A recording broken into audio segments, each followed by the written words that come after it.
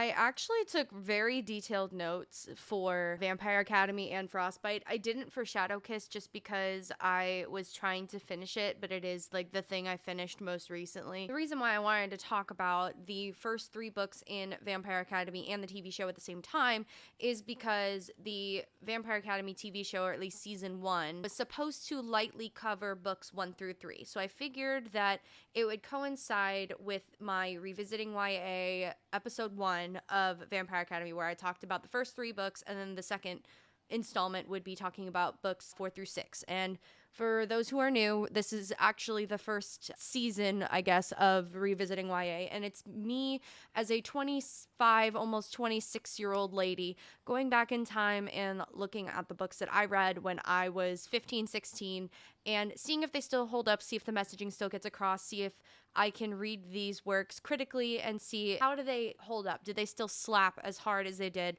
when I was younger? This idea seemed to take off a little bit. I decided to make the first episodes about Vampire Academy because of the TV show that was coming out. I knew I was going to be watching it. I wanted to go ahead and talk about it all together. Let's start with the books. I wanted to get fan art of all of them and do the thing that like Carrie can read and Mike's Mike did, where they had like a conspiracy board, but I didn't really have access to anything like that. Plus, it was going to be a lot of work. I'm going to do this for a different video, but I was going to hang a tapestry behind my little portable closet, and then you guys could see me move the closet and like reveal it from underneath the tapestry as if I've been hiding it away from the world.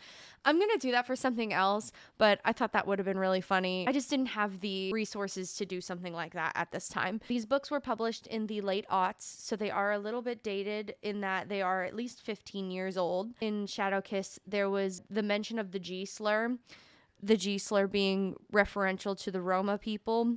So that was a yikes. There is some cringe. My opinion of it up till now is that the series, at least the first half of the series, holds up to how I felt about it. I rated the first book 5 stars, the second book 4 stars, and the third book 5 stars. Just to kind of kick off what happens in the first book, our story begins with Lissa, or Vasilissa Dragomir. She's having a nightmare that her best friend Rose is privy to. Rose is able to see inside of her brain, and she is also experiencing the nightmare. We learn that Lissa has recurring nightmares of a car crash that killed her mom, her dad, and her brother Andre. Rose then asks Lissa when the last time she ate was. Lissa is a vampire, or a Moroi. So in this universe, this is a Russian and Romanian inspired mythology about Strigoi, which is Romanian for vampire, and Moroi, which is also vampire. Moroi are the good vampires and Strigoi are the bad vampires. The words Moroi and Strigoi are words from the Romanian language that both describe a type of vampire, but are vampires in different ways. A Moroi is someone who practiced vampirism while they were still alive, but a Strigoi is a vampire who becomes a vampire after they die. In other parts of Romanian mythology, a Strigoi is a troubled spirit that rises from the grave. They are often attributed to being able to transform into certain animals or become invisible, and they gain vitality by drinking the blood of their victims. Bram Stoker's Dracula is the most famous modern interpretation of the Strigoi. Another thing that I really found interesting in my research about the word Strigoi and where it came from in Romanian mythology is that it's rooted in the Latin word for striga, which in Romanian is the verb striga, to scream, and a striga in Italian and in Venetian dialect is a witch. But then also in The Witcher, a striga is vampiric in nature, but it is a little bit of a different type of cursed beast. I just find Eastern European lore and fantasy to be so interesting. The way that they interpret these legends is just interesting to me. I don't know. Basically, good vampire, bad vampire. Lissa is a good vampire. She is a Moroi. They can be in the sunlight only for certain amounts of time, not for very long before they start to get uncomfortable, but they don't like burst into flames when they go out in the sun. The Strigoi do, and the Strigoi cannot, again, be in sunlight. They can't step on holy ground. They can't wield the silver stakes that guardians will use. I'll tell you what a guardian is in a minute. At the end of the day, a Strigoi is a monster, and in this universe, you become a Strigoi by either being purposely turned by one, or You can choose to become one if you are a Moroi by purposely killing somebody while you're drinking their blood. Because Moroi have to drink blood to survive, they use feeders, which are humans that agree to give their blood to Moroi, but they're kind of like, they're high on the endorphins that the vampire bite gives them, that they don't really remember anything that happens to them and their memories are wiped. Because of that system, if you willingly drain someone's blood and kill them, you can become a Strigoi in that way. Anyway, back to Rose and Lissa. Rose asks Lissa when the last time she ate was, and Lissa begrudgingly feeds from Rose. This becomes a very controversial thing that happens later. Afterwards, Rose notices that their housemate's cat, Oscar, who does not like her, is starting to act a little weird. Rose notes that it's because animals don't like her because she's a Dhampir, a half Moroi. Moroi can intermix with Dhampirs and make more Dhampirs, even though that would genetically make them 3/4 vampire, but it ends up being like a 50-50 split. Dhampirs were originally made with Moroi intermingling with humans, but it became too dangerous for their societies to coexist, so they became entirely separate from the human world altogether. They all just kind of intermingle with each other and then create these two species that coexist with each other. Everybody has their own role in society. Rose looks out the window and she sees that there's a figure watching them from inside the window and says that, like, oh no, this person could have seen Lissa feeding off of me. Like, that was a really scandalous thing, because women who allow Moroi to feed off of them willingly have a very dirty reputation attached to them. They're called blood whores. It's not a very affectionate term for them. This book, if I could give it one big slap on the wrist, is that it is very anti-sex work. I can criticize the series in that way because Rose goes into it more in depth later. She is very judgmental about these communities. From a modern perspective, I don't agree with that, obviously. Rose sees a figure outside of the window and gets scared that they might have seen her giving blood for Lissa, but instead she looks at Lissa and says, we gotta go. So they compel their housemate to let them take his car. They're living with a couple of college students in Portland. And so when they run outside, they run into the figure that Rose saw, and we learn that this is Dmitry Belikov. He is the one who was sent after them from St. Vladimir's Academy to come get them and bring them back to the academy. Rose and Lissa have been on the run from St. Vladimir's Academy for 2 years, and she does her best to overpower Dmitry, but he is stronger and more experienced than her. He overpowers her, and they end up being taken back to the academy. When they're on the plane, however, Dmitry notices that Rose and Lissa can communicate with each other, so he separates them. This is something that does get confusing later because they do mention that the bond is only one-sided, that they can't communicate telepathically, and that Rose can only feel what Lissa's feeling, but they seem to, in other instances, forget about that, and they are able to just kind of communicate with one another wordlessly, as though maybe it's just like when you look at your best friend and give them a look, like you can hear what they're saying basically just by the look on your face. But at the same time, like, there is this kind of back and forth and instability with whether or not the bond is truly one-sided, but that's what it's presented as. So Dmitry separates them when they get on the plane. Dmitry takes them back to Montana where the academy is, and they go to the headmistress's office, and because they're vampires, they're on an inverted schedule, so they end up taking them through the common area during breakfast time, and everybody sees them coming back to school after 2 years of being on the run, and they are super embarrassed about this. But they go to the headmistress's office, and she is ready to put Rose out on the streets, but Dmitry sticks up for her and says that he noticed that she and Lissa can communicate in ways that other people can't. So Rose is allowed to stay at the school, but she has to walk a very fine line and obey all the orders and go to extra training sessions with Dmitry so she can catch up with her peers because she is behind in her guardian training. As for guardians, they are Dhampirs who are trained from essentially adolescence to be security guards because Moroi come first. It's a very common adage that they say is they come first, that protecting the Moroi from Strigoi is their most important job in life because without the Moroi, the Dhampirs would not exist either. So it's this feedback loop of the Dhampirs having to protect the Moroi from danger so that they can continue to survive as a species. As a result of this, they're put in lifelong military school, and Rose left, so she is 2 years behind in this. She was still like top of her class and one of the best fighters, but Now she's behind. So she has to go to these extra training sessions with Dimitri, who is known to be one of the best guardians at this time. So once everybody just kind of reintegrates themselves back into the society, like the high school society, the other novices start to ask Rose how they fed Lissa. And Rose tells them that they stayed on the fringe with other humans who would do it willingly for a drug hit. This is a very stereotyped and very bad thing to be connected to, which is why Rose doesn't want anybody to know that she fed Lissa her own blood to keep her alive because they had no other choice. So Rose lies to everybody. I wrote in my notes personally, I think that it would have been better to say that they stuck to college campuses on purpose due to their age, that they could blend in a lot easier, but they could also take advantage of the partying culture and easy victims. But I understand that this could have been problematic and allegorical to roofying college kids. On the other side of this, Lissa is struggling to kind of get back into her social world because she is royal. She's part of the royal family of the Dragomirs. In this society, there are 12 royal families. I don't know exactly the government term for what this would be because it's like they're a monarchy, but they vote on the next ruler, and the next ruler comes from one of the 12 families, and it kind of cycles through them. Lissa is a part of the Dragomir family, which is one of the 12 royal families, and Lissa is the last one of her line because of the accident that killed her parents and her brother was a front runner for the next heir. So now she is kind of feeling the pressure to fit in his shoes.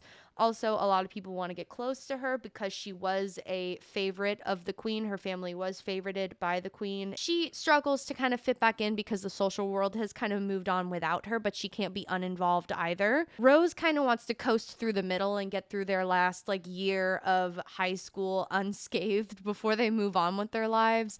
But Lissa acknowledges that she needs to be involved in this world because she is head of the Dragomir family as its lone survivor, and that she does have a role to play in the political intrigue of it all, despite what Rose wants. So they kind of have to come to a compromise where Lissa can stay in all of the royal shenanigans, but she can't ascend to the top on purpose. Another thing is they run into Lissa's ex-boyfriend. His name is Aaron. He's basically a golden retriever, and he has a new girlfriend named Mia, who's an absolute monster, and she is set up to be the antagonist of this story. She is described as short and doll-like and evil, basically Annabelle, but vampiric. We also meet Victor Dashkoff and his daughter Natalie. Victor is kind of Lissa's uncle, but not really, because all the royal families are kind of related to each other, which but that's what happens.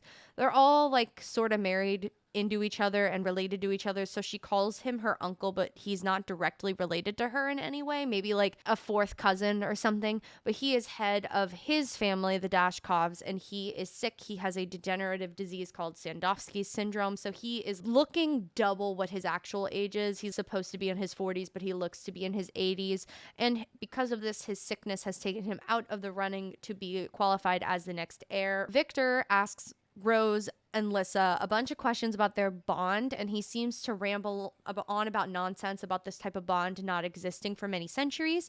He asks when it started, and Rose tells him that it happened soon after the crash happened. In order to be alone, Lissa goes to the church and she runs into Christian Ozera, who is another royal Moroi, but he is an outcast because his parents willingly turned themselves into Strigoi, and he hangs out at the church because he thinks that if he hangs out there enough that people will be convinced that he is either not a Strigoi or won't become one, because Strigoi can't walk onto hallowed ground. But they just kind of hang up in the rafters, in the library around all the old books.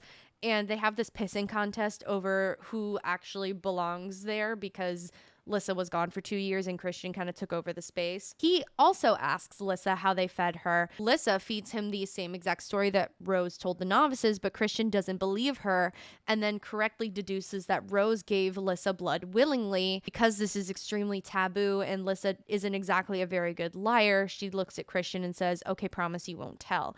And Rose is seeing this through Lissa's head and is like, "You dumb bitch, you dumb idiot. Why would you even let him guess that that's what happened, because now everybody's going to find out." They don't yet. I also wrote a brief little paragraph. There is an entire discourse around the existence and importance of Dhampirs because they're integral to protecting Moroi as half vampires, but the practice of Moroi men actively having mistresses is both necessary and frowned upon at the same time. It's a necessary evil in their world that they need Dhampirs to be guardians, but they dehumanize Dhampir women who have relationships with these Moroi men. And as a result, a lot of Dampier women don't become guardians. Most of them go back to their communities and raise these kids that are left behind by these Moroi men who go and have these mistresses in these flings and then leave them to go back to their Moroi wives to make Moroi children and leave these Dampier children in the dust. So the female Dampiers, these mothers that have now been stepped on by their society, have their own community where they're taking care of their families and they're raising these children to be the future guardians. Lissa asks Christian to keep their secret and he agrees, but Rose in Lissa's head gets flirty vibes and tells Lissa to stay away from Christian. Rose then goes back to her room and sees that she received a telegram from her mother, who notably dropped her on the steps of the academy when she was 4 years old. Rose has some mommy issues. The message says, and I quote, "I'm glad you're back. What you did was inexcusable." Her mother is very distant, and this becomes a continuous theme throughout the story that Rose has a hyper-independence problem. Her mom is like one of the most famous female guardians to ever exist in the history of their world, and she's a terrible parent. That she is angry with her mom that she chose to go off and be a guardian instead of being a parent to her. Rose has a lot of anger towards her mom, and as a result, she feels as though she can always fight her own battles and that she always is destined to do her own thing and to walk her own path, but she has to live in the shadow of her mother with every step that she takes. So she holds a lot of anger inside towards this parent, and it's the only parent that she knows. She doesn't even know who her father is. I should also pause right here and tell you all that Rose is biracial. She is half Scottish, half Turkish. She makes a lot of little jokes here and there about she kind of has a faux desert princess vibe where she has really, really long hair, but she has really pale skin and dark eyes, and she has a very exotic figure. According to the Moroi men, she is fetishized, and this comes up a little bit later. In a training session with Dimitri, Rose said that he was smart for what he did and that the academy finally caught her and Lissa, and then Dimitri is like, "But this is the first time we've come after you," and Rose is like, what about that time in Chicago? Me and Lissa were chased by Psi-hounds, and Dimitri said that that wasn't the academy. We learned two things here. That Psi-hounds are mythical creatures that exist in the wild but can be controlled although volatile, and that somebody else sent Psi-hounds after Lissa and Rose and was looking for them. Rose then has a run-in with Jesse Zeklos, who is another royal who she frequently used to mess around with. There are some things that make her so desirable to these Moroi men about her body and how it further fetishizes Dampiers to Moroi men as sex trophies. So Moroi women typically have the supermodel form, that they have this kind of ethereal beauty, whereas Dampiers look very different because they're half human. They think of her as an exotic conquest. She looks very different to her peers because of her half human features. This is where she also comments on her faux desert princess-esque features because her mother is Scottish and her father is Turkish. I wrote that this gives the series points for diversity, but not too many because she is fetishized in the same span of pages. While they're talking, they bring up a teacher whose name was Sonia Karp, and she used to teach animal behavior. She was kind of seen as an insomniatic weirdo who wandered the campus at odd times during the night, and she always had a dreamy look in her eye. Rose remembers seeing Miss Karp once while she tried to sneak out, but she cut her hands while falling out of her window, and Miss Karp healed her wounds, something that should be impossible. There is this mystery about Miss Karp and her powers, and we also talk about her in the past tense. We don't know where she is or what happened to her. This is also an important place to talk about the fact that there is a magic system in this book where it's based on the 4 elements: fire, water, earth, and air, and everybody specializes in their own element. Lissa at this time has not specialized, and this is seen as a very rare thing that happens. It's not bad, it's just rare. So this causes her a lot of grief because she feels as though she is not good enough because she hasn't specialized. Her entire family, I believe, were all fire users, and she can use all of the elements, all above average, but none better than the rest. Miss Karp did not specialize, and she can heal Rose's wounds, a power that nobody has, and Rose had never told anybody about it. Rose asks Headmistress Kirova if they could ease up on her house arrest so she could go to church to spend more time with Lissa. This leads to a really funny interaction that I kept note of, where Headmistress Kirova says, "Isn't your mom an atheist?" And Rose said, "And my dad is probably Muslim, but I found my own path." And I thought that this line was funny and good diversity humor. In church, we learn about the school's patron saint, who is Saint Vladimir. He is who the academy is named after, and he was rumored to have been able to cure the sick, as he was full of quote-unquote spirit, but they don't know what spirit is. Others thought him misguided and confused and that he was crazy. He had a companion guardian named Anna who was shadow-kissed, and again, nobody knows what this means. Rose asks the priest, but he's not too sure. Afterwards, Rose runs into Lissa and Aaron talking, and Aaron tells her that 2 Royal Morroys lost their guardians because they decided to get married. And this is where Rose explains more of the discourse between Dhampir and Moroi to us, that Dhampir cannot reproduce with humans or with other Dhampirs, only with Moroi, which only makes more Dhampirs. So 2 Dhampirs deciding to abandon their posts to get married when they can't have children, Rose sees as a waste. And she is self-aware enough as a protagonist to recognize that she's being judgmental about their decision, as she was raised by Moroi, being dropped on the steps of the academy when she was 4 years old. But she recognizes that she had a particular system ingrained into her head, the whole "they come first."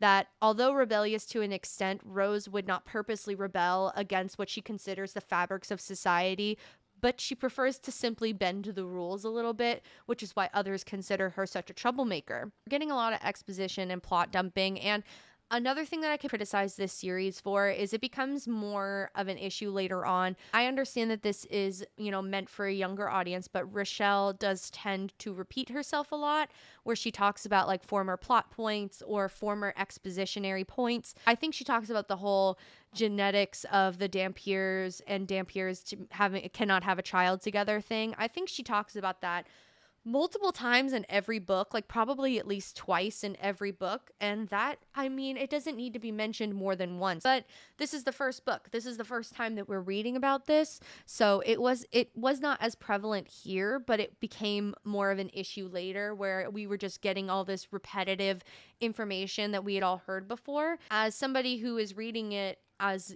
older, and I'm approaching it from a more critical perspective, I know this story, I know how it ends, but if I'm going to pretend just for a moment that I've never read this book before, you don't need to repeat yourself so many times. But then again, I understand that this is not meant for me audience wise. And, sometimes you forget stuff. Like I can't lie. I forget shit all the time. After Rose goes on a tangent more about society, Mia makes some snow fall off the roof. And this is when we figure out that she is a water user. This is not very important, but it does play into effect later.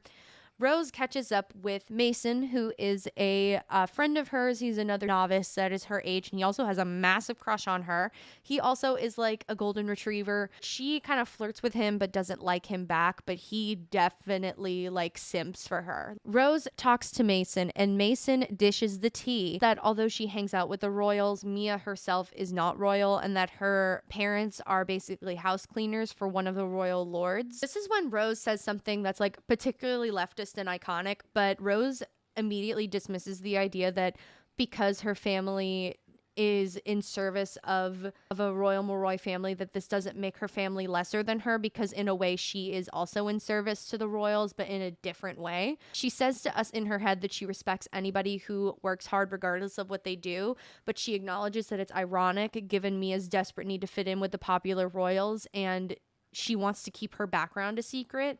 So I thought that was particularly admirable for a 17-year-old to say. Why am I going to judge another family for being in service to Royal Moroi when I myself am going to be doing the exact same thing but in a different capacity? And who am I to judge somebody for how they survive when none of us, except for the royals, were privileged enough to be born royal? So we all have to work for somebody. So I admired that about her, that Rose is self-aware enough that she acknowledges not just the fact that she adheres to the system that she was born into and was taught, and she understands that it's not always right. For a 17-year-old, she is quite worldly, so I will admit she is quite well-rounded, and I do like Rose a lot. After going to church and asking the priest about what the terms shadow kissed meant and what it meant that Vladimir was full of spirit. Rose is going on this adventure to figure out what it all meant, so she is enlisting the help of Mason to read through these old books and manuscripts. Through this, Rose discovers that Anna was not just his guardian, but had the same type of bond with Saint Vladimir that Rose has with Lissa. That it mentions that Vladimir saved Anna as a child, and she was henceforth bound to him, always knowing what was in his heart and mind. This was a phrase that stuck with her. She is realizing that their patron saint and his guardian had the same bond that she did, and that this was unheard of until now. While at practice with Dimitri, Rose feels a strong pain and an urge to go to Lissa, and upon finding her, we see that there's a dead fox on Lissa's bed. Lissa says that the fox was alive when she found it, and she had attempted to heal it, but it died anyway. Healing, this is coming up again. So Lissa and Rose begin to panic and ramble about a past event that we are just now learning about, that a time when they came across an injured raven close to death that Lissa somehow revived. This healing power was never discussed again, as the girls didn't want people to think that Lissa was a weirdo, but Rose, having had this interaction with Mrs. Karp, knows that healing powers do exist, although they are very rare. They just refuse to talk about them. Upon seeing that Lissa had similar powers, didn't want her to end up in the same boat as Mrs. Karp, even if they didn't understand what that boat was. So they just kind of wrote it off and chose not to discuss it ever again. Dimitri then tries to get Rose to talk about it because he's like, yo, what the fuck? This is weird. And she refuses and claims that she can't talk about it. News of the fox soon floats around the school, and later in animal behavior class, they are talking about the hierarchy of wolves, which is hilarious because we now know that a lot of what we know about the social hierarchy of wolves has actually been debunked now. But Mia asks, what about fox hierarchies? Which causes the entire classroom to get very, very quiet. The entire class gasps, and a few royal bullies start to harass Lissa and say that she killed the fox to get Kurova to kick her out of school, which doesn't make any fucking sense at all. I don't understand why they would say something like that. In order to defend Lissa, Ralph is set on fire by Christian. Ralph was one of the bullies that was harassing her, and Christian sets him on fire in an offensive spell. In Moroi society, it is extremely taboo for you to use your magic to do anything other than like beautiful things. This shows that Christian is a very strong, albeit unorthodox fire user who has a lot of control over his magic, and because of what he did, he's sent to the headmistress's office, and Rose tells Lissa to once again stay away from him. He is trouble. Rose then has another instance where she's inside Lissa's head, but this time she does it on purpose. Usually she kind of lapses into Lissa's head on accident when Lissa's feeling particularly emotional, but this time she does it on purpose. And while she's in her head, Lissa and Christian have grown quite close from Rose's perspective, and Christian then correctly deduces that the only way they could get by in the real world is that Lissa used her compulsion powers. This is another thing that is extremely taboo. Compulsion is a power that all Moroi have, but making people do things against their will or trying to convince people and lie to people to get by is seen as morally wrong. Christian notes that Lissa uses it pretty flippantly, that she uses it on everybody, even other Moroi, which is another thing that she does that's completely unheard of. So she can heal people and she has like super compulsion. Christian disagrees with magic only being used as an aesthetic and believes that the Moroi should be learning how to use their powers offensively to ensure their survival. He thinks that they should be fighting alongside their guardians to ensure that the Strigoi don't kill them, which is valid. I mean, he's also a fire user, and fire kills Strigoi. So he's a very powerful weapon against them, but he is unable to use his power because of social rules. After this stint in Lissa's head, Rose meets up with Jesse, and she feeds him the information that she learned about Mia's parents, knowing that Jesse is a huge gossip. And they start making out, but when Jesse purposely or accidentally, it doesn't really say, he scrapes his fangs on Rose's throat, and then he accuses her of liking it, but while she's adamant that she doesn't. Jesse then deduces that they lied about using human feeders. Dimitri catches them and scares Jesse off and gives Rose a speech about self-respect. He tells her that he knows she knows better because she knows the rumors that people start and the prejudices people have against Dhampir women, but she chooses to skirt the edges of the stereotype to prove a point, and just because she wants to be reckless.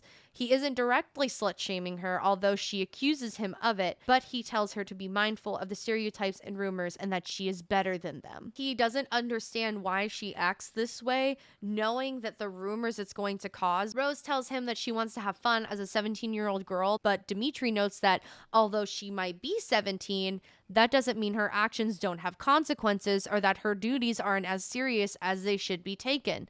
He then tells us that he used to be a guardian for one of the Zekloses, and they met when he was in school and they became friends, and then he became his guardian. And while he was away on vacation, his friend was murdered by Strigoi, and he will always carry this guilt with him. He chose to go out and have fun and on his day off and leave his charge in the hands of the other guardian, and his charge got killed, so he carries around this guilt that he wasn't there to stop it. Later on, everybody is in their Slavic art class. Mia gets Rose and Lissa in trouble for passing notes. She does this because she knows that the teacher is infamous for reading the notes out loud. Rose and Lissa are humiliated because it's essentially reading out loud that Rose was with Jesse and that Dimitri caught them. Later on, Rose is hearing people whispering about the Fox incident and about what Christian did in defense of Lissa, mixed with the info that she planted in Jesse's head about Mia. She flashes back to the instance where Lissa healed the Raven, and we find out that Miss Carp had witnessed her doing it and told her to never speak of it again or do it again, or they will find her. Rose then catches up with Mason, who did research on her behalf on Anna and Saint Vladimir, and this is when Rose realizes that Mason likes her more than a friend, and she ruminates on wishing that she liked him back because he was genuinely a good guy to her. But he tells Rose that she needs more primary sources about St. Vladimir's life in order to uncover like what it actually meant that he was full of spirit and that Anna was shadow-kissed. The info that he found out was stuff that they already knew. So they needed to find first-hand accounts of everything that happened. So in order to do that, they needed help from the priest and the church. After this, Rose is in a training session with Dimitri and they scuffle a bit. Rose ends up pinned to the floor and they kind of share a moment.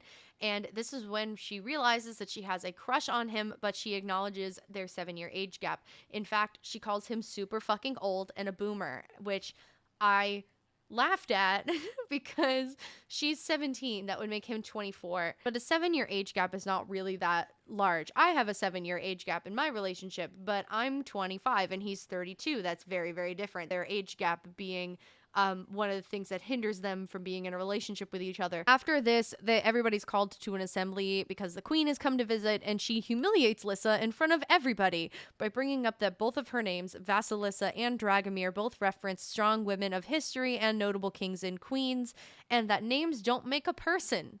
And then shades Lissa for her behavior. Lissa feels terrible. Natalie tells Lissa that what the queen said was wrong. Lissa says that what she meant was correct and she needs to be better representation for her family. Mia catches up to them to cause a fight, figuring out that it was Rose who told Jesse the information about her parents, but Dimitri interrupts the fight before it can happen. Rose then sees Christian on his way to see Lissa and shouts after him lies about Lissa not actually liking him and that she merely tolerates him and that she thinks that he's a stalker. And this hurts his feelings. Obviously, this causes a rift between Lissa and Christian and Lissa and Rose and such. Later on, Rose is having a hard time sleeping and she realizes that Lissa is restless, so she convinces her RA to contact Dimitri and take her to Lissa. Lissa had another incident with an animal, finding a dead rabbit on the floor, but she cleaned it up to not scare Natalie, and then she went to the bathroom. This is when we find out that Lissa self-harms to get out of her emotions when she feels particularly intense ones, and Rose doesn't quite understand the compulsion to do it, but she does get why she does it. Rose cleans her up and they take her to the clinic to be watched over, but she doesn't tell anybody about the injuries. Lissa had a note from whoever left the rabbit telling her that they know what she is and that they're coming for her. Rose then says that it's time for them to run away again because things are getting bad again. The next day, the school won't stop chattering, but the girls don't know why. So they later find out that Mia, Jesse, and Ralph are spreading a rumor in retaliation to all the previous drama that Rose had a threesome with Jesse and Ralph and let them feed on her. Rose does the one thing people never thought that she would after finding out all of this information, and she walks away from the promise of a fight, knowing that she would face consequences for beating their asses for what they said. The harassment that Rose gets hurts Lissa, and she takes it to heart, and she sneaks Rose out of confinement, vowing to use her compulsion to turn the narrative.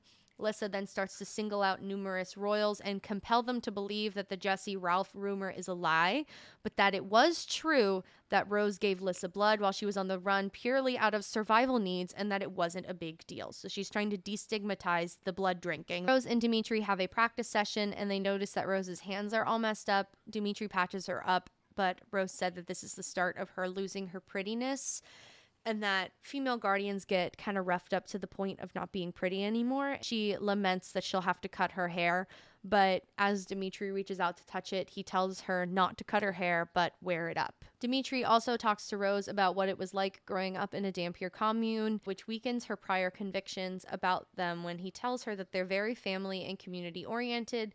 His father was a royal Moroi and he was abusive, and Dimitri beat his ass and kicked him out when he was 13 years old. Meanwhile, Lissa is continuing to compel most of the student body, even taking revenge on Jesse and Ralph by making them fall to the ground, apologizing on their knees.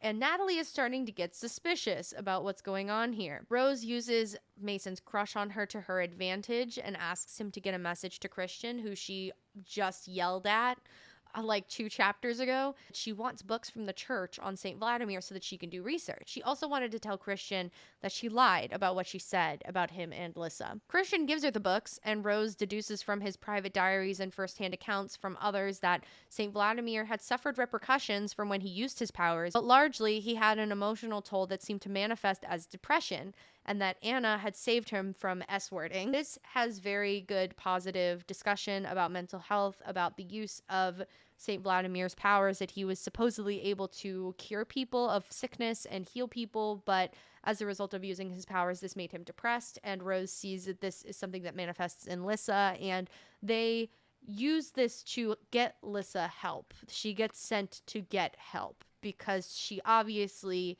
needs it. The book also shows the word shadow kissed, but Rose only ever heard it once before from Mrs. Karp, and Mrs. Karp had desperately tried to get Rose to take Lissa away from the academy, going so far as attempting to compel her, but she was interrupted as she was taken away by medical personnel, and that Mrs. Karp was never seen again after that. Lissa then holds a party, and a few of the people there question Rose about how it felt to be fed on by a Moroi, while Lissa gets increasingly agitated. This reminds Rose of a time when the girls went to a party prior to her parents' and Andre's death, and one of the older guys brought a feeder, something that was considered gross because they were just like feeding out in the open, and that was something that they did behind closed doors. He took the feeder girl out of the room, and in the interest of making sure he didn't do anything worse to her, Lissa had snuck after him and intimidated him from hurting her and trashed his room. But Rose took the fall for it and was in detention for destruction of property. And when she was supposed to be in detention 2 days later, this was when she and Lissa had left, because what she had experienced Lissa doing scared her so bad that she knew she had to get Lissa away from everything going on. Mia finds out about the party, and Aaron breaks up with her and gets back together with Lissa. This changes the school rumor mill once more, and Rose is forgotten all over again. Rose talks to the elemental magic teacher about specializations, and she asked what Vladimir specialized in, and she says that they don't actually know. We find out that Lissa had not only not specialized, but she had unusually high aptitude for all 4 elements, just not one more than the other 3. We also find out that Mrs. Karp did not specialize either. Rose tells Lissa to cut out Project Brainwash, but Lissa is on a power trip. Rose then tells Lissa everything she's learned about St. Vladimir and Mrs. Karp, and that they are the same. That both St. Vladimir and Mrs. Karp also used to self-harm, and that Vladimir almost S-worded, and Karp would have fingernail indents and scratches on her head. Rose gets Lissa to agree to stop using compulsion, but she can continue to hang out with the other royals because she is worried about her mental state. Rose then catches up with Christian to apologize and beg him to hang out with Lissa again because she needs help, but Christian tells Rose to get Lissa professional help, but he can do his best. We also find out that Christian's parents turned Strigoi when he was very little, and that he didn't actually know what made them so bad because they were like his normal parents to him. He thinks they may have wanted to wait until he was older to turn him, but we see that Strigoi are sentient and not thoughtless monsters, as we see from the Moroi perspective. and that we also know that Christian's aunt Tasha was the one who turned them in. Victor Dashkoff comes in and takes Lissa, Rose, and Natalie to the mall to find dresses for the winter dance. On the ride over, Rose is told she'll be doing a field exercise and guarding Lissa with Dimitri as her partner. They discuss how Strigoi are often people that you used to know and that you need to be able to stomach killing somebody that you know. But Dimitri says that it helps to say that they're not the same person, and the both of them say that they'd want someone to kill them if they turned. This is when we find out that Mrs. Karp is dead and that her lover, Mikhail, who was a guardian, killed her. Lissa did not know that Miss Karp was a Strigoi, and we find out how Rose knew in the first place, which is that she found out by questioning other people. Rose then notes how seriously Dimitri and she take their jobs because the Moroi always come first. Dimitri is always telling her how mature he thinks that she is and that he respects how seriously she takes her position. Rose flashes back to the day that she found out Miss Karp turned on purpose, and she sees Lissa acting out about the guy about the feeder to that party, and the darkness scared Rose so bad that that was the event that made Rose decide to get away from the academy. She was told by Mrs. Karp to save Lissa from herself, so she thinks leaving is their best option. Lissa had compelled a driver to hide them in the trunk of a car during a big party to get off site. The girls see a fancy Rose necklace and don't buy it, but they get her a fancy dress. And coming back to the academy, Rose is walking along a bench, falls through it, and breaks her ankle. She wakes up in the clinic completely healed. This is weird. Dimitri delivers her some presents. One is the rose pendant bought by Victor, and the other is a tube of her favorite lip gloss because she complained enough to Dimitri about it that he bought her a tube. Rose then has a realization about how she was alive in the first place, that the accident woke up Lissa's powers, and that's why she was both alive and bonded to Lissa. That's also why she got depressed, harmed herself, and started to act out. Saving Rose turned on Lissa's powers. While she's looking for Lissa to tell her, she clicks into her head to find her in the chapel experiencing the effects of healing Rose, that she fights with Christian, who admits that he only distanced himself from her because of what Rose said. He also says she isn't true to her own emotions because she doesn't even like Aaron all that much, and then he kisses her passionately to show her what it's supposed to feel like. Christian also tells us some new information that Mia hates them so much because she was in love with Andre, who didn't love her back and fucked her over due to her age and her status and left her in the dust, so Mia did what she did as a grudge. Christian then leaves and Lissa harms herself, so Rose sends actual help to go get her. They take her to the clinic and prescribe her antidepressants and start her on going to therapy. Rose explained what she learned about the accident and how her powers are causing this to happen to her and that she needs help. Lissa is not the most receptive to this and the two start fighting. While Rose does not experience outright vitriol from her peers, people start to whisper things about her that are not very nice that they would not have said otherwise to her face if she was in good standing with Lissa. Mia tries to extort information out of her by using their fight to her advantage, but Rose rebuffs her. Now, the night of the big Christmas party, she's allowed to go to social events because Kurova loosened the leash. She notes that Dimitri is staring at her. They get to the dance and Rose hangs out with the other novices, but Mason says he has a surprise, so he takes her to Jesse and Ralph, who apologize and say that they only did it because Mia slept with the both of them, thereby cheating on Aaron. Rose is surprised, and she can also feel Lissa getting more and more anxious. Finally, Mia goes up to Lissa to cause a problem, and Rose loses control and punches her. Lissa then runs off, and Rose sends Christian right after her. Right as she expects to be carted off to Kurova, she notices that Christian is hurt and Lissa's being kidnapped. So Rose goes to find Dimitri, who seemingly does not know where he is exactly, but she follows a feeling, and when she finds him, he's in his pajamas, and she can't control her lust for him all of a sudden, and they start to make out after Dimitri gives into it. As Dimitri undresses her, he takes the necklace off, and the spell immediately drops like a bucket of cold water, and they realize that the necklace is charmed, so he tosses it out of window. So then he uses Rose as a Lissa GPS, and they chase after her, and Rose being in her head, they find out that Victor is the real enemy, that Christian came as a stowaway on their mission, but Lissa then escaped. She met up with Rose and Christian in the forest. However, Psyhounds find them too, and they hurt Christian.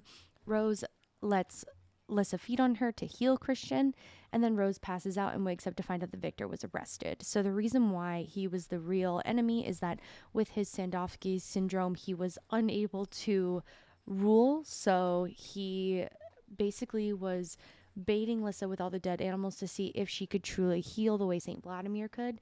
And if she could, he wanted to kidnap her and use her as his personal healer so that he could miraculously be cured of his illness and essentially sacrifice Lissa and her powers for him so that he could become king. So that was why he was doing that. Then when they get back to the school, Lissa breaks up with Aaron and she gets with Christian. Dimitri lies to Rose and says that he doesn't feel anything for her, and anything that he might have felt for her under the lust spell was just that, lust, and it was a lie. So he lies to her and says that he doesn't feel anything for her.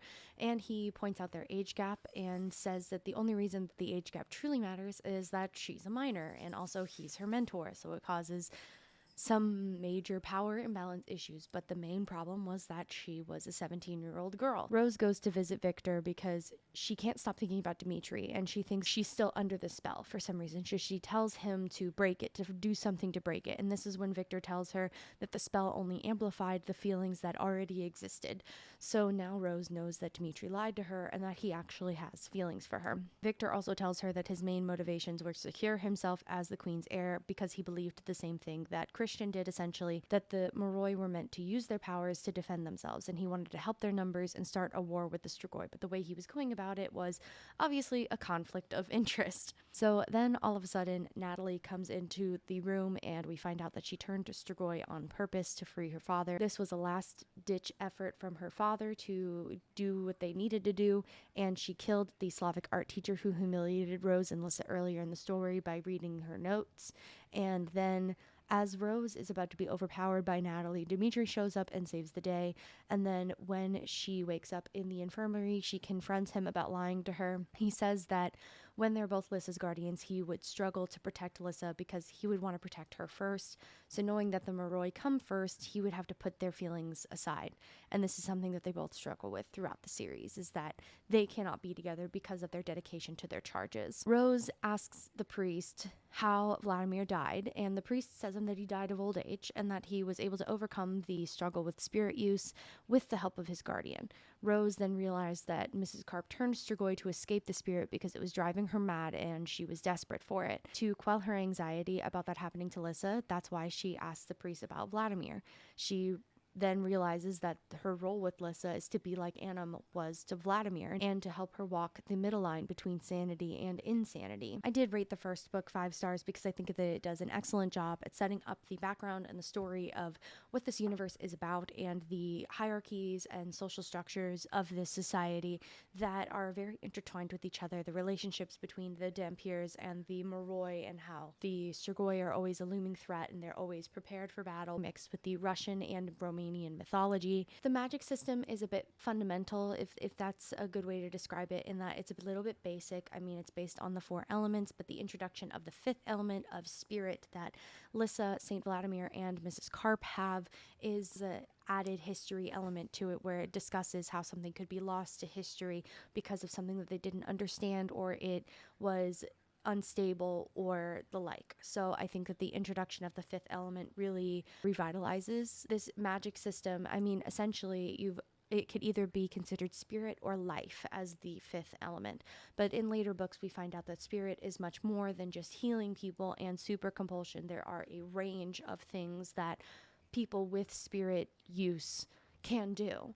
So that becomes much more of a thing later on, where Lissa is unlocking the full potential of what she can do. In the end, my main 2 criticisms, like I said, about this book and its series overall is the fact that Richelle Mead does tend to repeat herself a lot, where she's going back and discussing like things that we already know or things that Rose has already told us. Recounting things that happened in books previous, she does this a lot, where she'll be like, oh yeah, a month ago this happened. And it's just like, we know, we experienced it, we watched it page by page as it happened. You don't have to remind us. I don't always mind it when authors kind of go back or they revisit something or they have the main character think about a past event. And if I could criticize the books in any other way, I would criticize them as being anti-sex work. One thing that I do like about Rose is that she is quite self-aware in that she knows that she's being judgmental, and she knows that she's treating people unfairly and holding unfair stereotypes against them.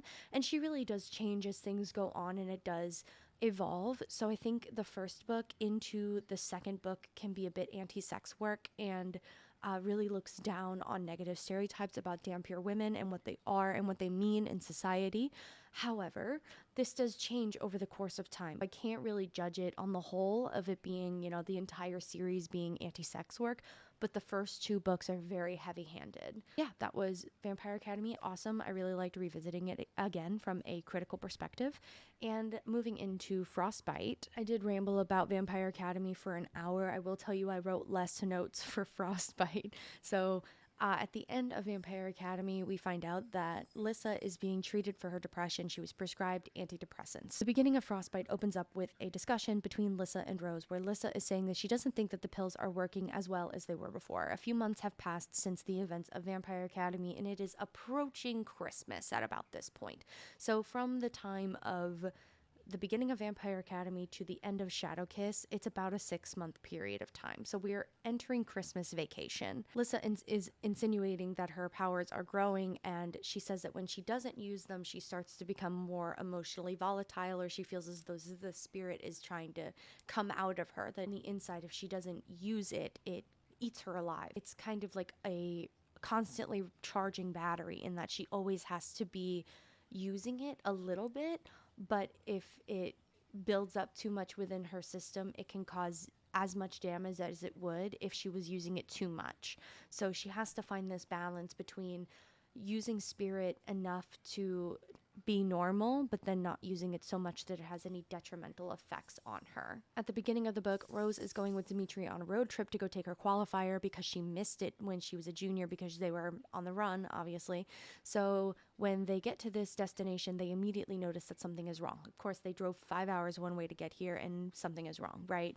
So they find that the front door is kind of broken in and the house is lifeless and the wards are down. So Rose finds a silver stake that is in the ground under the snow, and she disobeys Dimitri, of course, to go in the house, and she finds several dead bodies in the living room, and all of the guardians are dead. It is through this conversation that we are told that Strigoi cannot touch silver stakes, so in order for them to have put a silver stake through the wards on the corner of the house, that means that they had to have a human helping them. The silver stake nullified the wards and allowed the Strigoi to surprise attack the entire house. And everybody is dead, including the basically god tier guardian that was supposed to be teaching Rose that day. So it really is a wake-up call for her that this can happen to just about anybody, and even if you're considered the best guardian on the planet, something bad can still happen to you. There is a message on the bathroom wall that they find. The people who were killed were Royal Moroi, and the message that they find on the bathroom mirror is poor Batagas, so few left. One royal family nearly gone, others to follow. The Strigoi are purposely targeting Moroi royal families. To what end, we have no idea. Rose and Dimitri go back to the academy, and Rose tells Lissa and Christian everything. And then she runs into Mason, and he fills her in on this plan for Christmas where all the royal festivities can still take place. And it's at this Royal Moroi exclusive ski lodge that they can all go to. So because it's like Christmas vacation coming up, and there's supposed to be all these parties and events that they have to go to, but now all these Strigoi attacks keep happening, they have to do something to where everybody is still happy. So they open up this exclusive ski resort so that everybody can kind of come together, royal or not, and their families can come and they can all spend the holidays together. So they are going to leave the day after Christmas to go do that. It is during this conversation with Mason that Rose notes that for the first time she thinks Mason is kind of cute, and she was upset about Dimitri's rejection but understands his position from the first book. So she's battling her feelings for Dimitri, and Lissa keeps telling her that she needs to date again, but Rose is just I don't want to. But Rose also has not told Lissa about her relationship with Dimitri, so she doesn't feel as though she can tell Lissa, I don't want to date anybody because the guy I want is unavailable. So she kind of brushes it off, but then she kind of looks at Mason for the first time in a new light, and she's like, he's kind of cute actually. But Rose also wonders if she'll ever feel for someone else like she did for Dimitri. I noted here that there was some whiplash tonally between discussing the winter holiday and joking around, having fun, etc., and the seriousness of what's going on around them. Rose is always aware of the dangers that the outside world poses and is seemingly more serious than her peers about her role in society, and struggles to come to terms with that and her fun-loving self that other people still know her to be, and that this is the struggle of identity and role within her world that continues throughout the series. So she's kind of known to be this former party girl who's now turned to be a super stickler for needing to be serious all the time, that she's about Lissa 100% all the time. And I just found that this discussion of them going to have fun at this Christmas resort, and then in between Rose knowing that something's wrong and they don't know what's going on with the Strigoi attacks, I just found that to be a little tonally bit of whiplash, to be honest with you. So Rose and Dimitri then have practice, and he's teaching her about the silver stakes and where to put them, but he won't let her wield one, and this frustrates her given what they witnessed the other day, and that she thinks that she's ready, essentially, and he doesn't think that she's ready. And she keeps going back and forth with this like childish immaturity of, I think I'm ready, but you don't think I am, and you want to treat me like an adult, but you still coddle me. And there's this dichotomy of like Rose is almost an adult but not quite, and Dimitri wants to treat her like an adult because she is mature for her age and she has experienced things that other people her age haven't, but then she still lapses into these like bitch sessions where she just turns into a massive brat that he feels as though he can't fully treat her like an adult. So she thinks that he's holding back from allowing her to get her to her true potential. When Rose gets to her bodyguarding class, she finds out that, surprise, Mommy Dearest is there. And her mom, Janine, is known as one of the best female guardians in the world. She's very revered, but also she is a terrible parent. She hasn't seen her mom in 5 years at this point, and her mom is known to be extremely serious, like militant almost. So all of the guardians are telling the novices about like all these whack stories about things that they experienced and how they got out of the situations alive. And when it gets to Janine's turn, Rose decides to then point out faults in her methods by reflecting on the theories that they learned in the class, that Janine is logical to her core, but she does some things that are considered unorthodox in the moment, making split decisions that are often impulsive but correct. She kind of goes by her gut instinct. And then Rose calls her out by saying that the story is cool, but it isn't proper protocol. So because she's fighting with her mom, Rose got tossed out of the classroom. And so when she goes back to practice with Dimitri, he lets her wield a stake. And because she's frustrated with her mom, saying that she brags too much and has too much pride, Dimitri takes insult to this and says that not all marks are badges of honor. Then he takes her to a cabin at the edge of the academy grounds where Lissa, Christian, and Christian's aunt Tasha are having fun ice skating and stuff. And Rose sees that Tasha has scars on her face from fighting Strigoi, notably her family members that purposely became Strigoi, and she turned them in. So Rose learns her lesson that not all badges and injuries are honorable, that, you know, her mom does her job because it's her job and she's not doing it for the glory. So she also finds out after meeting this woman, Tasha, Christian's aunt, that she has a normal job, and we see how non-royal Moroi, or in this case, royal outcasts, have to live and survive outside of their inherited wealth.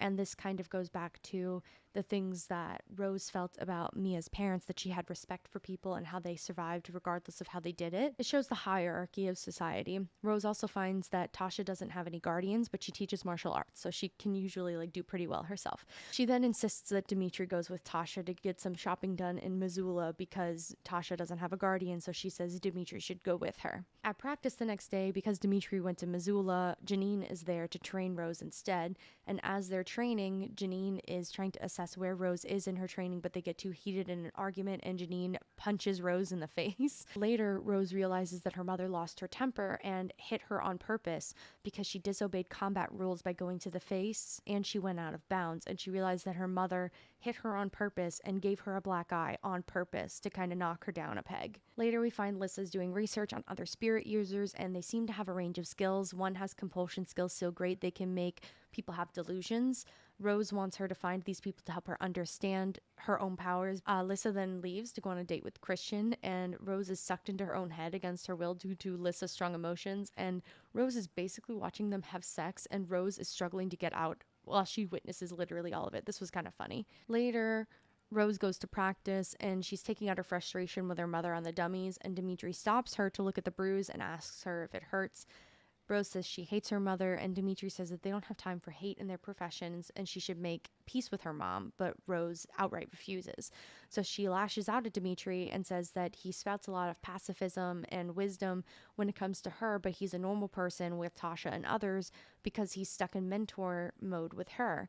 She accuses him of not caring about her enough to treat her like a person and not a mentee, which causes him to snap. And so he pushes her against the wall and they start making out. And he tells her, "Don't tell me what I'm feeling." And then he walks out and they don't talk to each other for a couple of days. Everybody gathers for Christmas to exchange gifts. Rose gets a family heirloom from Lissa that's meant for her guardian. That's essentially like a rosary that's worn on the wrist. Janine gives her an evil eye necklace, but tells her also that Tasha is going to ask Dimitri to be her guardian because she's interested in him and will offer him a chance at a relationship so he can have kids. But Rose is completely stunned by this and ices her mom out. Janine thinks that Rose is giving her the silent treatment for no reason and causes her to storm out because she doesn't know why Rose is upset about it. So the next day they leave for the ski trip, and Rose, Christian, Lissa, and Mason are basically double dating it up the entire time. Rose and Mason do dangerous tricks until Mason sprains his ankle. And this is when Rose meets Adrian Ivashkov on a balcony and they chat a bit and he flirts with her, but she rebuffs him. He is part of the Ivashkov royal family. He is royal. He's the grand nephew of the queen, technically. And he is kind of known for being a drunk and he just flirts with all the girls and he's known to be a bad boy. Mia comes along and slut shames Rose for breathing. And it's just Mia and Rose like yelling at each other about being sluts. And then like Adrian is just kind of standing there. Rose then leaves the situation to find Christian and Lissa, and she finds Tasha teaching Christian offensive fire magic. Rose is appalled by this because it's forbidden and considers turning her in for just a brief moment before she realizes that she agrees with the notion that Moroi should learn how to defend themselves, and she said she basically just doesn't support them doing it because it's illegal. I noted that this was cop behavior. Rose and Mason get into a snowball fight with the other novices, and Rose and Mason kiss afterward. Mason is notably a very jealous person. All of the men except Dimitri, I swear, are jealous. Like Christian is jealous of any man who breathes near Lissa, and then Mason is very jealous of any man who also breathes near Rose, and it's very unhealthy. But they establish a relationship regardless, but it's like a kind of like will they, won't they.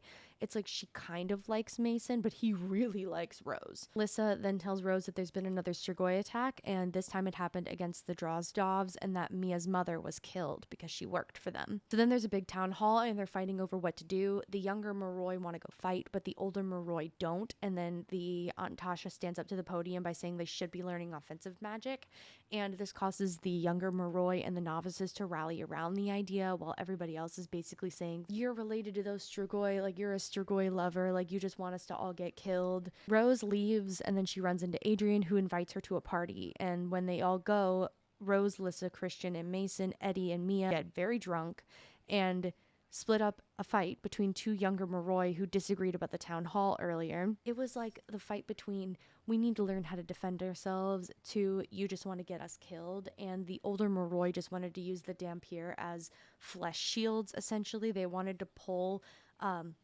older novices out of training earlier, make them graduate at 16 instead of 18, and basically make child soldiers out of them just so they could remain safe and uninvolved. Like, it's so fucking gross, to be completely honest. Like, I'm very glad that they were posited as the enemy and that they were the bad ones, because oh my god, child soldiers, you're already grooming children from birth to be soldiers and guardians and basically cops for their life, but you want to pluck them out of school when they're still children and make them your bodyguards just so you don't have to lift a finger to protect yourself. Rose breaks up this fight while she's super drunk. Even after she completely diffuses the situation, Mason punches one of the guys in the face, which does not help because Rose gets angry with him. She runs into Adrian again, and Lissa catches up to them, and Adrian starts asking her questions about why she didn't specialize and asking really specific questions that Lissa was surprised by. The next morning, Adrian sends Rose a bunch of perfume because he's a weirdo obsessed with people's scents, and he's surprised that like she doesn't use a perfume, but he's like obsessed with smelling her and says that she smells so delicious, and ugh, it's so gross. But she takes one and she gives 29 back. She runs into Dimitri on her way back, and he lectures her again about acting out instead of telling her that she needs to be better. And instead of calling her out, she calls him out on saying, like, you want me to act more mature? Why don't you treat me like an adult? So he says, okay. And then he tells her about the latest Strigoi attack that we just learned about, and that it was in Spokane, and that he says, I guess the only way to engage with her more mature side was to treat her like an adult. So he tells her information that she wasn't supposed to know. And then Tasha comes by and she's super touchy with him, so Rose decides to be petty again, and then she leaves. Because she is mad at Dimitri, she runs into Mason, and Mason is mad that the Guardians aren't acting on the information that they know, and that he's having delusions of grandeur and glory because of what Tasha was saying. Rose and Mason start to hook up. The night before, Rose tried to hook up with Mason, but Mason said she was too drunk, and points for that. So then they start to make out again, and we think that they're going to do it, and Rose is a virgin, so this would be her first time. But then Rose rejects him after being the one to initiate because she realizes she's thinking about Dimitri the entire time, and then she leaves. She goes to go talk to Lissa and confide in Lissa, but she finds that she's fighting with Christian because Lissa's been spending a lot of time with Adrian because he's been asking questions about her powers. So Lissa asks Rose to go to a fancy Christmas party instead of Christian. So she wears a sexy dress that Tasha gave her, and then her mom sees her, slut shames her, and Rose leaves. She goes to the top of a building, and Dimitri finds her there, and they talk a little about what Janine said, and Rose decides that her feelings for Dimitri are still too intense and not fair to Mason, so she goes to go find him to break things off, only to find that he's missing. So with Mason missing, Rose goes to Christian so that Lissa has plausible deniability, and they find out that Mason, Eddie, and Mia got off site to go to Spokane themselves. Rose has Christian compel one of the guards, but he isn't strong enough, so Rose knocks him out instead. They flag down a car to hitchhike to town, and they get to the bus station. When they go to the Spokane and get to the place that Dimitri described, they find the trio immediately and find out that they already scoped out the place and found nothing. Rose wants to leave, and she's trying to drag them out of the place where they were. It was like an abandoned mall. But the others wanted to go urban exploring after they determined that there was nothing there. So she said, okay, just for 5 minutes. So they go into the tunnels and immediately find a list on the walls that represent the 12 families. So she says, we gotta go right meow. It was basically a list of 12 initials, and there was like check marks on it and stuff. It was very scary. They get cornered by humans in an alleyway who threaten Mia, so they go with them to the Strigoi lair. The only two there are a very old Strigoi named Isaiah and a young one named Elena. They starve out Christian and Mia and tell them that one of them will turn willingly and the other one will die, and they need to figure out which one that is. So a few days go by, and Rose and Christian team up to trick a guard into thinking that Christian is feeding on Rose when he's actually melting her restraints. And the group become free, but they're in a windowless basement with no exit. So when they go to leave the house, they get caught. Rose distracts them enough to get through the door, and Mason comes back in to save her and immediately gets himself killed. Rose takes a dull sword off the wall and kills both Strigoi as the other guardians show up, and Dimitri carries her out of the house as she's sobbing her eyes out. Mia had exploded a fish tank as a diversion, which goes back to Rose telling her that her water powers were probably the least helpful against Strigoi, and Mia had proved her wrong by making this a distraction for Rose to get free and get the sword to help kill the Strigoi. I thought that this was a good moment. They make up afterward, and Rose and Mia end up becoming friends. I like that. I like the little redemption for Mia in the end. So back at the academy, Rose gets her marks, and everybody wants to see them, but she understands that there is no honor in bragging about it, and she refuses because she got those marks because she was trying to save herself, and Mason died as a result of what happened. So she finds no honor or bragging rights in the fact that she killed two Strigoi. So this act that they had revered as like the ultimate badge of glory has now been tainted by the fact that it was at the cost of the life of her very close friend. She then finds out from Lissa that Adrian wanted to talk to her so much because he found out that he was a spirit user too. He has very different powers than Lissa, and we find out he can see auras, and he is a dream walker, so he can enter other people's dreams. There's a couple of scenes in the book where Rose is dreaming and Adrian is in her dreams, and she can't figure out why. He's there on purpose. She's not just dreaming him, but she didn't know. Meanwhile, Lissa can heal, whereas he can't. And I thought that this was interesting because it shows the diversity of what spirit is and how it can manifest depending on the person. So they were talking about it because they wanted to try to teach the other person how to do it. Rose and Dimitri then catch up, and Dimitri tells her that he told Tasha no to wanting to be her guardian because his feelings lie elsewhere. Rose then reiterates all of the reasons that he said they wouldn't work, and he agreed until she said, well, we aren't Lyssa's guardians yet, and they kiss. And cute, but she's still a minor. That's where Frostbite ends. All in all, I personally found the experience to reading Frostbite akin to like Harry Potter and the Deathly Hallows Part 1. It felt like the camping episode. Shadowkiss is a very long book. Shadowkiss is at least like 150 pages longer than both of the first two books, and it has a lot of action and a lot of tense situations that were brought to fruition from the building of the tension that we got from Frostbite, because essentially what Frostbite did was build upon what we needed to learn about spirit use, but also the fact that the Strigoi were becoming more mobilized and they were carrying out these organized attacks on the Moroi. So that was something that we needed to learn, and to maybe tack it into Shadowkiss may have been too much. So I understand why this was a separate book and why it was necessary. And in the end, I gave it 4 stars. Shadowkiss has a lot that happens. So starting out right off the bat, Rose is experiencing a lot of PTSD from what happened with Mason. So she is preparing for her qualifying exams while she is undergoing all of this grief from the fact that she wasn't able to save Mason. And this exam that she's preparing for is essentially a semester-long internship of sorts where they are assigned a Moroi to guard while the other guardians that are teachers are there to stage attacks that they then have to fend off. And it's basically a practical. Rose, thinking that she'll be assigned to Lyssa, thinks that this will be easy peasy lemon squeezy, but she's assigned to Christian instead, and she puts up a massive hissy fit about it, and Eddie gets assigned to Lyssa. And Dimitri's logic in this is that Rose may not be always guarding Lyssa, or she may not be assigned to Lyssa, even though they have their bond. So Rose needed to learn what it was like to guard somebody she didn't have a psychic link to, which Rose thinks is stupid, but he's right. So she relents and says, okay, fine, then we'll go ahead and do this. So during a staged fight, Rose sees Mason's ghost. She freezes and she ends up in a disciplinary hearing because they think that she's refusing to protect Christian out of spite. And she tells them no, but she can't exactly tell them why she didn't. So she just says she froze or she just couldn't do it or something, and they let her off the hook, but they say if she does it again that she'll be out of the practical. Despite putting up such a hissy fit about defending him, Christian is the only one who believes her to say that she doesn't do it on purpose. Victor Dashkov's trial is coming up, but they were not invited to go, and she tries to get Dimitri to get them to go. So Adrian uses his connection as the grandnephew of the queen to get them in the room where it happens.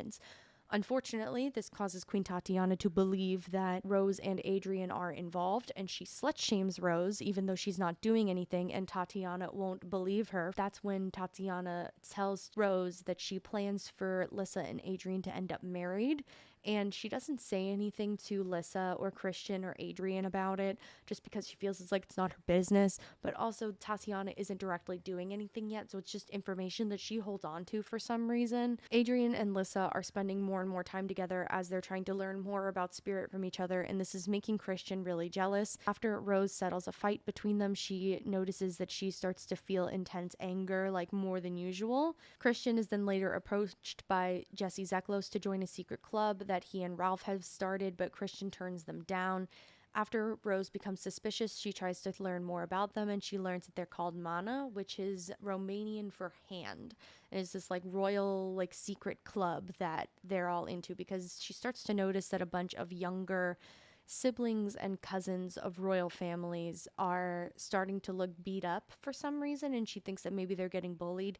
You find out later that the club is actually like, it's a fight club, essentially, where the Royal Moroi, who agreed with Tasha Ozera, are banding together to teach themselves self-defense because they're trying to learn how to fight in the case that they have to. It's not as nefarious as Rose thinks that it is, but it is still kind of whack. Like, why didn't they just go to a guardian? I think it would have been much more potent of a storytelling narrative for Jesse to swallow his pride to go to Rose and say, like, I know we haven't always gotten along, but can you teach me self-defense? Like, but I also understand in the context of the story and all the things that they needed to discuss in this story, having a secret society that they knew nothing about actually made more sense, because the doings of it happened off page. So it's like, oh, Jesse and Ralph and all them are learning self-defense on the side. That's awesome. Like, they don't really have to talk about it. If they were going to do it like Order of the Phoenix style, they would have had to discuss it, and it would have made the book like 100 pages longer. So after Adrian gets them to go to the trial, they take a plane there, and once they leave the wards of the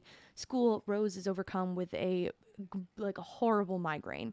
So she ends up sleeping it off. Rose and Dimitri go to visit Victor in jail, but he is seemingly really pleasant, and he threatens to reveal what actually happened between Rose and Dimitri the night that he kidnapped Lissa, knowing that it would be a conflict of interest and he could potentially get released. Dimitri threatens to have him killed in jail, but Victor taunts them with this knowledge that he knows they have an illegal relationship. The day of the trial, Victor does allude to the fact that Dimitri and Rose almost slept together, but everyone in the courtroom believes this to be a lie, and they just kind of go with it. And he is rightfully sent to prison. Before they leave on the plane, Lissa takes Rose around the royal compound, and they end up going to the spa. This is when they meet a blood whore who is a dude whose name is Ambrose. He is also the lover to the queen, and he takes them to a fortune teller. Dimitri finds them and gets one himself, and he gets one that says that he will lose which he treasures most, which doesn't make any sense to Rose, but it makes sense later. On the plane back to the academy, Rose gets another horrible migraine, but this time everybody else notices it, and she can't hide it, and she sees the ghosts of Lissa's parents and her brother, and she passes out, and when she's in the infirmary, she has to tell them the truth. And in their society, ghosts are not really real. She thinks that they'll think she's crazy and that she is lying or something, so she doesn't want to tell them. So her guardian time with Christian is limited, and she's put on halftime, and they're kind of taking it easy on her because they want her to pass, but they think she's having a stress-induced reaction and seeing ghosts. Lissa is then approached by Jesse and Ralph to join Mana, and she only accepts their invitation as a chance to spy on them without Rose's knowing. So Lissa is then led to the woods and attacked by Jesse and the other magic users, and then when Rose suspects that something is wrong, so when she runs to go get Lissa, she basically beats them all almost to death, and then Lissa tortures Jesse using her spirit. Rose then realizes that whenever Lissa uses spirit, that the dark emotions that fill her are what cause her to harm herself, and she tells Lissa that she should let the dark emotion flow through their connection and into Rose, which is what's causing Rose's mood swings and violent behavior. Alberta and Dimitri appear, and Dimitri carts her off because he's just like, you need to calm down. Dimitri takes Rose to the old cabin that Tasha Ozera had stayed in when she visited the academy, and Rose attempts to run to the infirmary where she knows that they'll take Jesse, but Dimitri subdues her and forces her to let go of her anger. She collapses, thinking that she's going crazy, but Dimitri listens to her and insists that he won't let her go crazy, and then Rose loses her virginity in a cabin in the woods. Sometime in the night, Rose senses death nearby, and it turned out to be a Strigoi. As a result of this, they start to make mentions of the fact of her being shadow kissed, that she is close to the realm of the dead, which is why she sees the ghosts, and that's why the ghosts communicate with her. But as a result, she's also a Strigoi sensor, and she gets nauseous every time that a Strigoi is near her. But they explain that her closeness to the realm of the dead is why she sees the ghosts, but it doesn't fully explain, I think, why she can sense Strigoi nearby. Why can you sense them if they're nearby? You can't sense the ghosts, you can just see them. So I don't really know where that came from, but she becomes a Strigoi GPS tracker, and when she's in the woods with Dimitri, she feels one nearby. So she goes to the Moroi dorms, and she and the other novices are told to stay there, but she decides, I'm not going to do that. So feeling immense fear from Lissa and learning that Christian was in the church where he was supposed to meet Lissa, they decide that with the two of them, Rose being a novice and Christian with his fire powers, they decide to go help at the elementary campus where there would have been more trouble with the Strigoi and there would have been less security, and they go protect the elementary school kids. They run off and use their combination of skills to destroy all of these Strigoi, and afterwards they learned that this was one of the biggest groups of Strigoi to ever attack This is like the biggest attack they've ever orchestrated. Along with the dead Guardians and Moroi, several Dhampirs and Moroi were captured, including Eddie. Rose steps outside of the wards so that she can communicate with Mason, because she figures out that when she's in the wards of the school, she can't see the ghosts, but when she steps outside of them, she can. She steps outside of the gates to get help from Mason, and he leads her to where there is a system of caves. And that's when they find out that the Strigoi have been just kind of hanging out like outside of the school like for a while, and they've been as close, as a stone's throw away from the school, and they never knew. So Janine and Rose and a bunch of the others go rescue the group that has been kidnapped. But before they go, because of what happened in the cabin, Dimitri is telling Rose that he's going to ask to be placed at a different Moroi closer to court so that he and Rose can be together, because he realized that like they can be together if they're not both guarding Lissa. Plus, if they were both guarding Lissa, they would never see each other, because when one of them was free, the other one would be guarding Lissa. So he is basically trying to make their relationship a little bit easier. She's about to turn 18. Like, she was going to turn 18 in like 2 days at this point. Not that that justifies anything that they have done thus far. So Janine, Dimitri, and Rose plan a counterattack, and they go with the other Dhampir novices and, surprisingly, several Moroi teachers that go and try to use their powers as a weapon. So when they reach the caves, Rose is forced to stay outside while Janine and Dimitri lead the attack inside. Once all the hostages are out, Rose goes into the cave to assist the retreat, and Dimitri is attacked and left behind because Janine forces Rose to leave. When another team of guardians went to the caves the next day to recover anybody, they did not find him. So Rose communicates with Mason one more time and asks him if Dimitri is dead, because as a ghost, he would know if somebody is dead, right? And Mason is like, no, he's not dead. So Rose realizes that Dimitri was turned into a Strigoi, which is something that was the very last thing he wanted on the world. Rose then realizes that the fortune teller's prediction came true. You will lose what you value most, so treasure it while you can. Not herself as she believed, but his soul. So he is turned Strigoi against his will, and they had already agreed that if one of them ever was, that the other would track them down. Rose then resigns herself to leave the academy to go after Dimitri to kill him, because it's what he would have wanted. And on her 18th birthday, withdraws from school and leaves the academy for good. I rated the third book 5 stars because it was absolute action-packed excellence. It was so good. When I tell y'all, when I read this for the first time, I screamed, cried, and threw up when I found out that Dimitri was turned Strigoi, and it was the third book in the series, and we had 3 more to go. Like, bitch, I was scared. Overall, I think that everything I could have ever said as a criticism about the first 2 books is made better in the third book. I think that there is less filler. I think that there is more scenes that matter. When I think about everything in this book, there is not a single scene that comes to mind that could have been taken out of it. Not to just continually say that the entire series still slaps a decade later, but it does. I could not have picked a better series to go back and read for like the first time in 10 years than Vampire Academy, because it holds up. It is still so rich in lore and experience, and it really does hold such a place in my heart. It feels very mature, which was why I understood why some people didn't like the movie very much, because the movie took the tone of the book from very serious and dark and emotional to a bit more like a dramedy, and I understood that. Rose is hilarious. Rose is a very funny character, so I also can't fault it for that either. It just finding the right balance in the tone between these characters who are lively and funny and they like to have fun, and then you have the serious content of they are fighting in a war against the undead, and they are learning how to navigate this world, not just the world in which they are going against the undead, but also their world of the social hierarchy.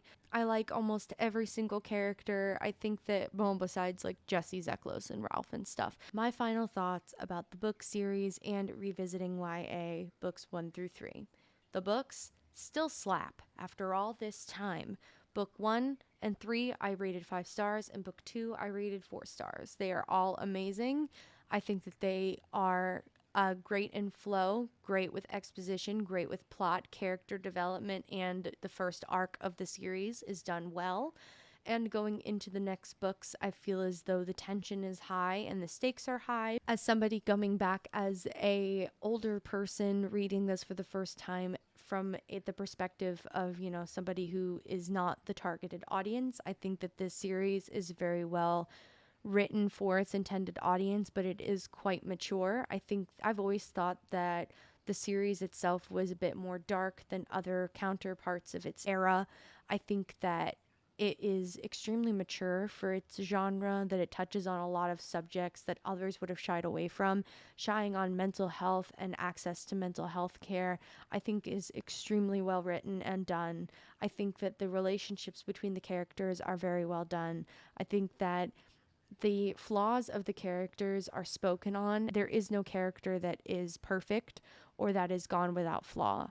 So overall, I think that this is extremely well done, and I am ecstatic to be able to continue books 4 through 6. I'll probably get started on those within the next 2 weeks or so. The series, on the other hand, is the biggest dumpster fire I've ever had the displeasure of watching. It literally took a coin toss and flipped it and said, we're going to do the opposite of what the book did. I think that that really shows by the end of it, because I am unsure if it was even coherent by the end of the TV show. Like, I sit here and I think about it, and I'm not sure any of it made any fucking sense by the end. It was not Vampire Academy. This series was not Vampire Academy, and you cannot convince me otherwise. I will die on this hill, and it is a hill I am comfy to put a sleeping bag over and sleep on. With all that being said, thank you so much for making it to the end of this extremely long video. Be sure to leave a like and comment and subscribe to the channel. If you'd like to find me anywhere else, you can find my link tree in the doobly-doo downstairs. You can find me on any social media platforms, usually as Huntress Gia. Remember to drink water and be nice to each other and exude kindness and empathy with everything that you do. And I will see you guys in the next video. Bye.